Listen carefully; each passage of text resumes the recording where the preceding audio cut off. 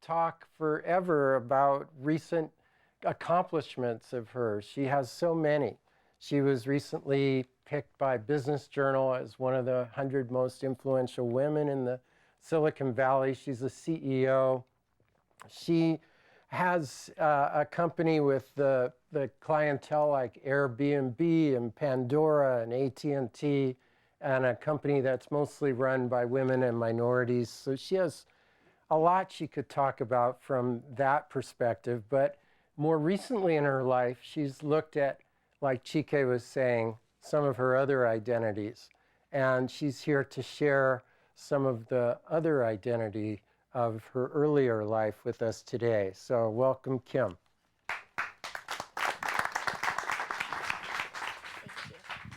Thank you, Elliot. Son, awesome. This is a hard act to follow day. I grew up homeless. Saigon, Vietnam, 1978. My mother, my brother, and I are sneaking out of town. Our rendezvous point was a tiny fishing village along the Mekong River. You see, we'd lost a war, and part of that, we lost our freedom. And to me, I was 6 at that time. This was just a great adventure. We slip into a tiny fishing boat, sailed into the South China Sea. My mother is seasick the entire time and stays below deck. I occasionally slip onto deck, listening to rumors of pirate ships trolling the sea, looking for victims like us to rape and to rob. We spend 5 days at sea. We run out of food and water, and we were only eating rice with salt and pepper to begin with. And on top of that, our boat engine had died. We were drifting in this vast sea, aimlessly, no land in sight. And finally, we spotted land. We were so excited, we all jumped off the boat. We finally found someplace. I'm living under a plastic tarp, dirt floors, thatched walls, mosquitoes and head lice everywhere. The lice was so bad that we had to shave my 4-year-old brother's head to get rid of it. Mom's depressed, and rightfully so. She'd left behind 3 other kids and everything she knew, everything she owned. And so it falls on me to get in line the nearby wells for water.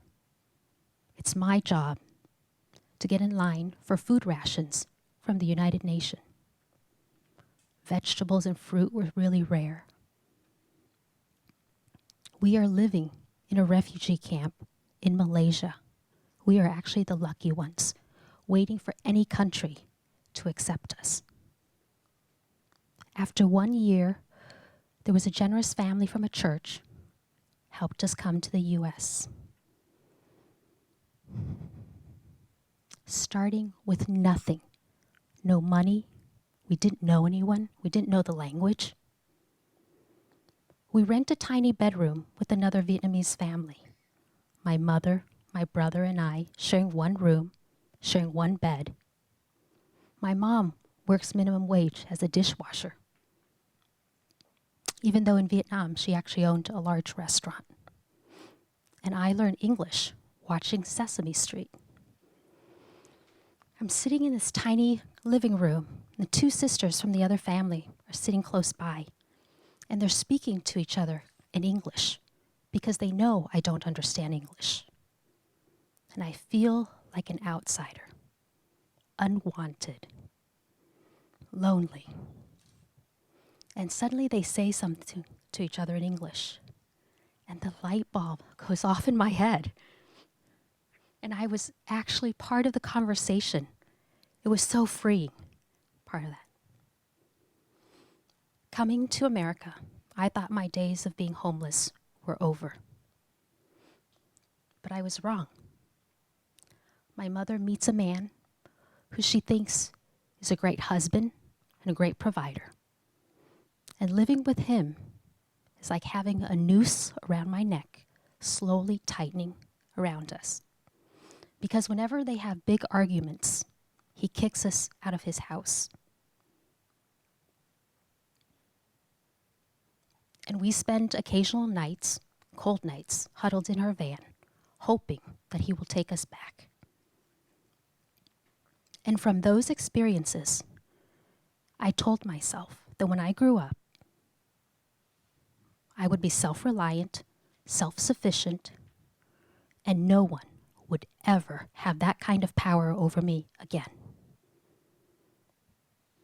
And I know the only way to break out of that cycle, to break out of that poverty and dependency, is to get an education.